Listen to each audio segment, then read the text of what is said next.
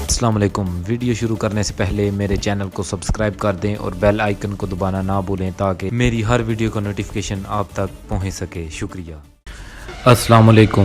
آج ہم چودھری عابد رضا کی آخری قسط پیش کر رہے ہیں۔ آج کی قسط میں ہم آپ کو چودھری عابد رضا اور ان کے بڑے بھائی چودھری نعیم رضا کی دشمنی کے بارے میں بتائیں گے۔ آج جس دشمنی کے بارے میں ہم بات کرنے جا رہے ہیں وہ دشمنی چودھری عابد رضا اور ان کے بڑے بھائی چودھری نعیم رضا کے درمیان ہے۔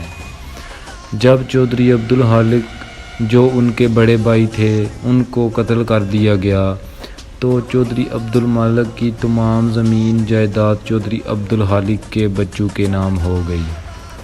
اس وقت یہ تمام بھائی مفرور تھے۔ پھر 2008 میں ان کا اصل تنازع شروع ہوا۔ اس وقت چودھری نعیم رضا اپنے والد کی زمین جائیداد چھوڑ کر کسی اور جگہ منتقل ہو گئے۔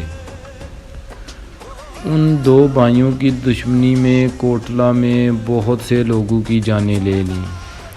2019 میں دکانوں کے تنازع پر ان بھائیوں نے ایک دوسرے پر فائرنگ شروع کر دی۔ اس میں بھی 3 سے 4 بے قصور لوگوں کی جانیں چلی گئیں۔ ان کی زمین کا تنازع آج بھی چل رہا ہے اور جب ان دونوں کا آمنا سامنا ہوتا ہے تو 4 سے 5 بے قصور لوگ مارے جاتے ہیں۔ نہ جانے یہ دشمنی اور کتنے لوگوں کی جان لے گی۔ اللہ ہم سب کو اپنے حفظ و ایمان میں رکھے۔